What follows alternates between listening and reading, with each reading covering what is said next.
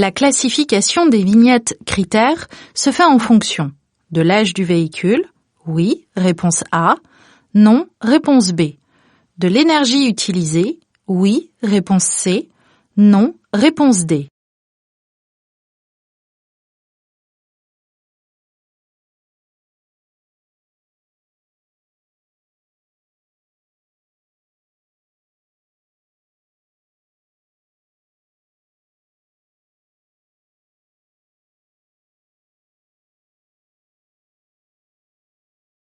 Avec une moto aux normes et en respectant la limitation de vitesse, je contribue à réduire la pollution sonore.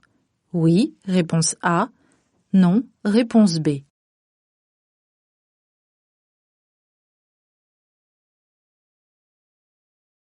Pour limiter la consommation de carburant, je passe les vitesses. À haut régime, réponse A. À bas régime, réponse B.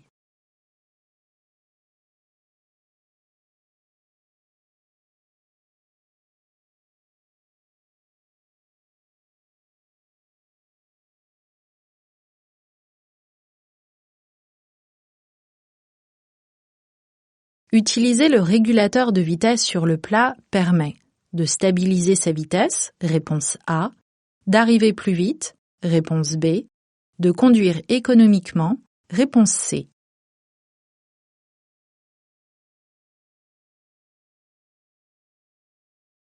Enlever les masses inutiles permet de réduire la consommation, oui, réponse A, non, réponse B. L'usure de la machine, oui, réponse C, non, réponse D.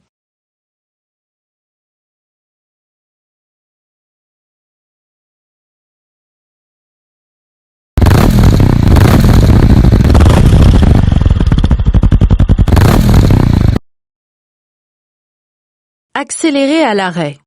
Améliore le rendement du moteur, réponse A. Occasionne des nuisances sonores, réponse B. Provoque du stress chez les autres usagers, réponse C.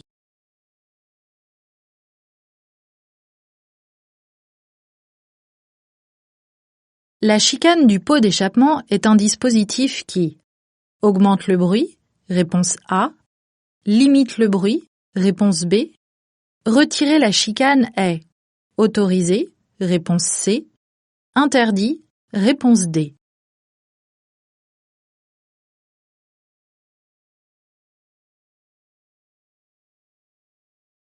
La vignette critère permet d'identifier le taux de pollution des véhicules.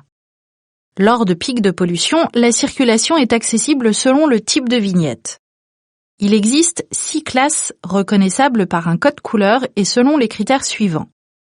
Type de véhicule, âge du véhicule, énergie utilisée. Ainsi, les véhicules les plus récents, utilisant une énergie dite propre, comme les véhicules 100% électriques par exemple, se verront attribuer une vignette de couleur verte. Réponse A et C. N'importe quel véhicule équipé d'un moteur thermique fait du bruit dès qu'il est démarré.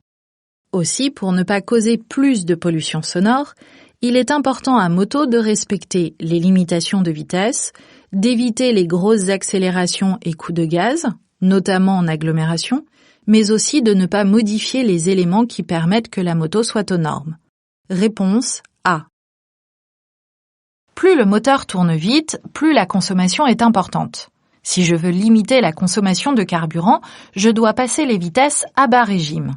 Et dès que j'ai atteint l'allure souhaitée, je n'hésite pas à rouler sur le rapport supérieur, à condition de ne pas être trop en sous-régime. Réponse B. Peu de machines sont équipées d'un régulateur de vitesse. Son rôle est de stabiliser la vitesse de la moto selon la programmation du conducteur. Comme pour les voitures, le régulateur doit être utilisé par beau temps, de préférence sur un terrain plat et dans un trafic fluide. Dans ces conditions, il participe à la conduite économique en limitant au minimum les variations d'allure. Réponse A et C. Ça coule de source.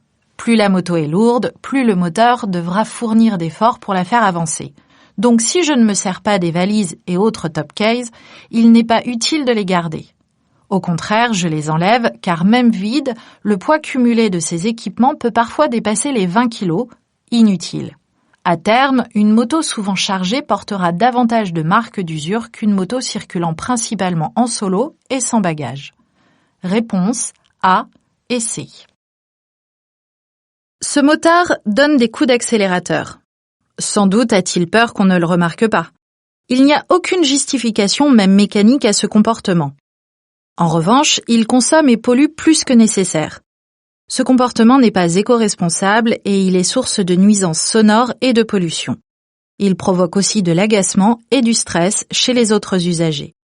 Réponse B et C. La chicane d'un pot d'échappement est un dispositif permettant de ralentir l'évacuation des gaz et ainsi limiter le bruit. Bien entendu, la moto est homologuée avec le dispositif d'échappement contenant la chicane. Il est interdit de retirer la chicane sous peine de ne plus être en conformité et de risquer une amende lors d'un contrôle routier. Réponse B et D.